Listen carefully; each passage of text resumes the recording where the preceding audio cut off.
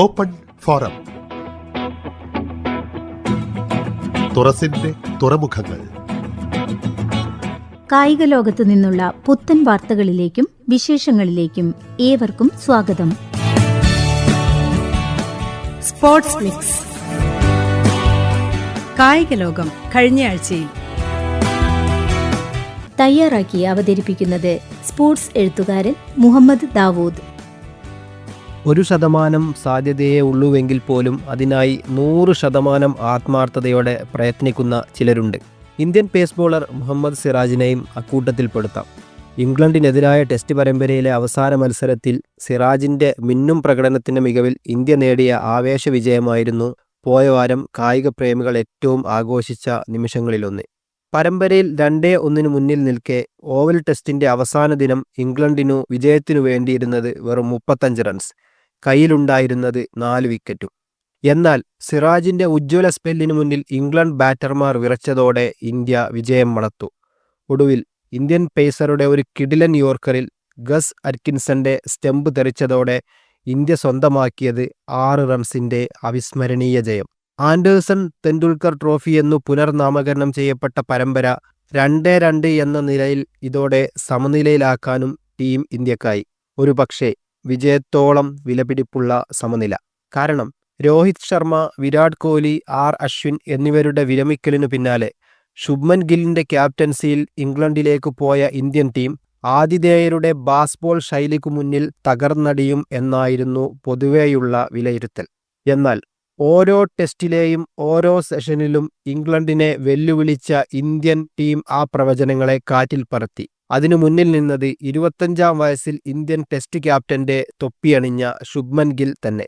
ഒരു ഇരട്ട സെഞ്ചുറിയും 3 സെഞ്ചുറികളുമായി 10 ഇന്നിംഗ്സുകളിൽ നിന്നായി 754 റൺസ് നേടിയ ഗിൽ ഏഷ്യയ്ക്കു പുറത്ത് ഒരു ഇന്ത്യൻ ക്യാപ്റ്റന്റെ ഉയർന്ന വ്യക്തിഗത സ്കോർ, ഇംഗ്ലണ്ടിൽ ഒരു ടെസ്റ്റ് മത്സരം ജയിക്കുന്ന പ്രായം കുറഞ്ഞ ഇന്ത്യൻ ക്യാപ്റ്റൻ എന്നിങ്ങനെ ഒരു പിടി റെക്കോർഡുകളും സ്വന്തമാക്കി.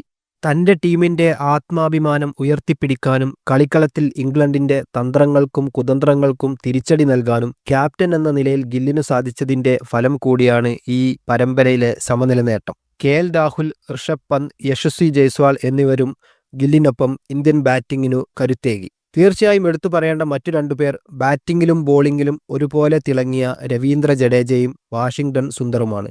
5 ടെസ്റ്റും കളിച്ച ജഡേജ 516 റൺസും 12 വിക്കറ്റുകളും നേടിയപ്പോൾ 4 ടെസ്റ്റ് കളിച്ച വാഷിംഗ്ടൺ സുന്ദർ 284 റൺസും 7 വിക്കറ്റും നേടി. ഇവയിൽ പലതും ടീം പ്രതിസന്ധി നേരിട്ട ഘട്ടത്തിലായിരുന്നു എന്നത് ആ പ്രകടനങ്ങൾക്കു മാറ്റുകൂട്ടുന്നു. ബാറ്റിങ്ങിൽ ഗിൽ ഇന്ത്യയുടെ നെടുന്തൂണായെങ്കിൽ ബോളിങ്ങിൽ കുന്തമുനയായത് സിറാജ് തന്നെ. ഇടക്കു വിട്ടുനിന്ന ജസ്പ്രീത് ബുംറയുടെ അസാന്നിധ്യത്തിൽ ബോളിങ്ങിന്റെ മൂർച്ച കുറയാതെ കാത്തത് ഒരു പടക്കുതിരയെപ്പോലെ ക്ഷീണമേശാതെ പന്തെറിഞ്ഞ സിറാജാണ്. 9 ഇന്നിംഗ്സുകളിലായി 185.3 ഓവറുകളാണ് സിറാജ് ഈ പരമ്പരയിൽ പന്തെറിഞ്ഞത്. 2 5 വിക്കറ്റ് നേട്ടങ്ങൾ ഉൾപ്പെടെ സ്വന്തമാക്കിയത് 23 വിക്കറ്റുകളും. പരമ്പരയിൽ ഇന്ത്യയെ സമനിലയിൽ പിടിച്ചെങ്കിലും വ്യക്തിഗത മികവിൽ ഇന്ത്യൻ താരങ്ങൾക്ക് ഒരു പടി പിന്നിലായിരുന്നു ഇംഗ്ലണ്ട്. പതിവ് പോലെ അവരുടെ ബാറ്റിങ്ങിനെ കാത്തത് ICC റാങ്കിങ്ങിൽ ഒന്നാമതുള്ള ജോ റൂട്ട് തന്നെ. 9 ഇന്നിംഗ്സുകളിൽ നിന്നായി 537 റൺസ് നേടിയ റൂട്ടിനൊപ്പം Harry Brook, Ben Duckett, Jamie Smith, Ollie Pope എന്നിവരും ഇംഗ്ലണ്ട് ബാറ്റിങ്ങിനു കരുത്തായി. എന്നാൽ ഏകദിന 2020 ശൈലിയിൽ ടെസ്റ്റിലും തകർത്തടിക്കുക എന്ന തങ്ങളുടെ ബാസ്ബോൾ ശൈലി പലപ്പോഴും മാറ്റിവെക്കാൻ ഇംഗ്ലണ്ട് നിർബന്ധിതരായി. 304 റൺസും 17 വിക്കറ്റുകളുമായി ക്യാപ്റ്റൻ ബെൻ സ്റ്റോക്സ് തൻ്റെ ഓൾറൗണ്ട് മികവ് തെളിയിച്ചെങ്കിലും അവസാന ടെസ്റ്റിൽ സ്റ്റോക്സിനു പരുക്കേറ്റു പുറത്തിരിക്കേണ്ടി വന്നത് ഇംഗ്ലണ്ടിനു വലിയ തിരിച്ചടിയായി. വർത്തമാനകാലത്തെ ഒരു ആവേശം മാത്രമല്ല ഇന്ത്യക്ക് ഈ പരമ്പര, ഭാവിയിലേക്കുള്ള സുരക്ഷിത നിക്ഷേപം കൂടിയാണ്. ടെസ്റ്റ് ക്രിക്കറ്റിന്റെ കഠിന വെല്ലുവിളികൾ ഏറ്റെടുക്കാനും തങ്ങൾ സജ്ജരാണ് എന്ന് ഗില്ലിന്റെ നേതൃത്വത്തിലുള്ള ഇന്ത്യൻ യുവനിര ഈ ഇംഗ്ലീഷ് പര്യടനത്തിലൂടെ തെളിയിച്ചു.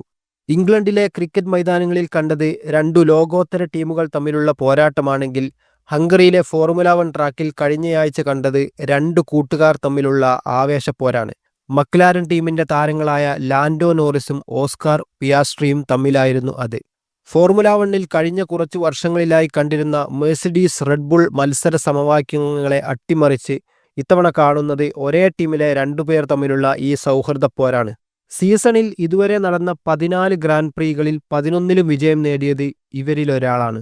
ഹംഗറിയിലേക്ക് വരുമ്പോൾ ഡ്രൈവേഴ്സ് ചാമ്പ്യൻഷിപ്പിൽ 266 പോയിന്റോടെ പിയാസ്ട്രി ഒന്നാമതും 16 പോയിന്റ് പിന്നിലായി നോറിസ് രണ്ടാമതുമായിരുന്നു. ഹംഗറിയിലെ ആവേശപ്പോരിൽ നോറിസ് ഒന്നാമതും പിയാസ്ട്രി രണ്ടാമതുമായതോടെ വ്യത്യാസം 9 പോയിന്റ് മാത്രമായി ചുരുങ്ങി. കൺസ്ട്രക്ടേഴ്സ് ചാമ്പ്യൻഷിപ്പ് മക്ലാരൻ ഏറെക്കുറെ ഉറപ്പാക്കിയതോടെ ട്രാക്കിൽ ഇനി കാണുക ലോക ചാമ്പ്യൻഷിപ്പിനായി ഒരേ ടീമിലെ രണ്ടുപേർ തമ്മിലുള്ള ഇഞ്ചോടിഞ്ച് മത്സരം. ഒരു പതിറ്റാണ്ടിന് ശേഷം ഇന്ത്യൻ ഫുട്ബോൾ ടീമിന്റെ പരിശീലക സ്ഥാനത്ത് സ്വദേശിവൽക്കരണം നടപ്പിലായതും പോയ വാരം തന്നെ.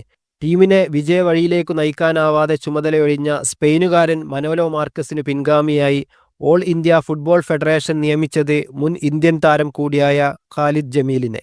ഐ ലീഗിൽ ഐസോൾ FCയെയും ISLൽ ജംഷഡ്പൂർ FCയെയും ഉജ്ജ്വല വിജയങ്ങളിലേക്കു നയിച്ചിട്ടുണ്ടെങ്കിലും ഇന്ത്യൻ ടീം പരിശീലക സ്ഥാനത്ത് ജമീലിനെ കാത്തിരിക്കുന്നത് വലിയ വെല്ലുവിളിയാണ്.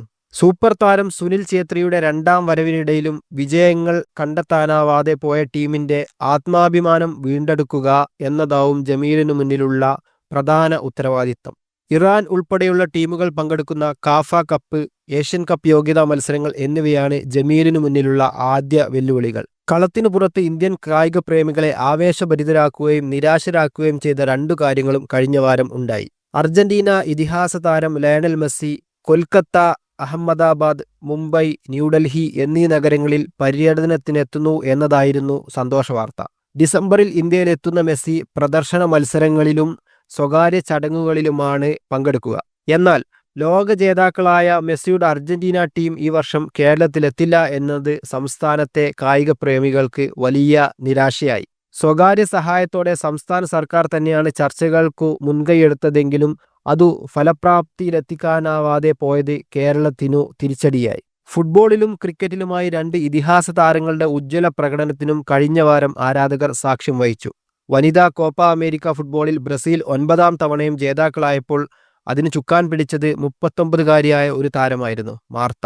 കൊളംബിയക്കെതിരെ ഫൈനലിൽ 2 ഗോൾ നേടിയ മാർത്തയായിരുന്നു ബ്രസീലിന്റെ വിജയശില്പി. മാർത്തയുടെ പ്രകടനം ഔദ്യോഗിക ടൂർണമെന്റിൽ തന്നെയായിരുന്നെങ്കിൽ ദക്ഷിണാഫ്രിക്കൻ ഇതിഹാസ ക്രിക്കറ്റ് താരം AB ഡിവില്ലിയേഴ്സിന്റെ വെടിക്കെട്ട് ബാറ്റിംഗ് വിരമിച്ച താരങ്ങൾ മത്സരിക്കുന്ന ലെജൻഡ്സ് ലോക ചാമ്പ്യൻഷിപ്പിലായിരുന്നു.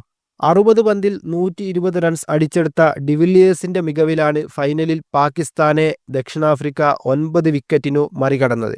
ഇതുൾപ്പെടെ 3 സെഞ്ചുറികൾ നേടിയ ഡിവില്ലിയേഴ്സ് തന്നെയാണ് ടൂർണമെന്റിലെ മികച്ച താരമായി തിരഞ്ഞെടുക്കപ്പെട്ടതും.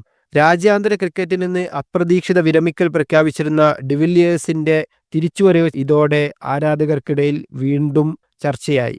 ഫുട്ബോൾ ലോകം ആവേശത്തോടെ കാത്തിരിക്കുന്ന ബലോൺ ദ്യോർ പുരസ്കാരത്തിനുള്ള ചുരുക്കപ്പട്ടിക പുറത്തുവന്നത് കഴിഞ്ഞ ദിവസമാണ്. തുടർച്ചയായ 2ാം വർഷവും മെസ്സിയോ റൊണാൾഡോയോ ഇല്ലാതെ വന്നതോടെ ലോക ഫുട്ബോളിൽ ഒരു തലമുറ മാറ്റം ഏറെക്കുറെ പൂർണ്ണമായി എന്നു പറയാം. സ്പെയിനിന്റെ കൗമാര താരം ലമീൻ യമാൽ, ഫ്രഞ്ച് താരം ഉസ്മാൻ ഡെംബലെ, ഇംഗ്ലണ്ട് താരങ്ങളായ Harry Kane, Jude Bellingham, Declan Rice, Cole Palmer, സ്കോട്ട്ലൻഡിന്റെ സ്കോഡ് മക്ടോമിനായ്, ഫ്രാൻസിന്റെ കിലിയൻ എംബപ്പെ, നോർവേയുടെ എർലിംഗ് ഹാലൻഡ് തുടങ്ങിയവരാണ് മികച്ച പുരുഷ താരത്തിനുള്ള ചുരുക്കപ്പട്ടികയിൽ ഇടം പിടിച്ച പ്രധാന താരങ്ങൾ. 21 വയസ്സിനു താഴെയുള്ള മികച്ച താരത്തിന് നൽകുന്ന കോപ്പ ട്രോഫിക്കായുള്ള ചുരുക്കപ്പട്ടികയിലും ലമീൻ യമാൽ ഇടം പിടിച്ചിട്ടുണ്ട്. മികച്ച ഗോൾ കീപ്പർക്കായുള്ള യാഷിൻ ട്രോഫിയിലെ ചുരുക്കപ്പട്ടികയിൽ പ്രധാന പേര് ആസ്റ്റൺ വില്ലയുടെ Argentina goalkeeper Emiliano Martinez തന്നെ. തുടർച്ചയായ 3ാം പുരസ്കാരമാണ് മാർട്ടിനസ് ലക്ഷ്യമിടുന്നത്. മികച്ച വനിതാ താരത്തിനുള്ള പുരസ്കാര പട്ടികയിൽ സ്പെയിനിന്റെ ഐറ്റാന ബോൺമത്തി, അലക്സിയ പ്യൂട്ടയാസ്, ബ്രസീലിന്റെ മാർത്ത തുടങ്ങിയവരുമുണ്ട്. സെപ്റ്റംബർ 22-ന് പാരീസിലാണ് പുരസ്കാര ജേതാക്കളെ പ്രഖ്യാപിക്കുക.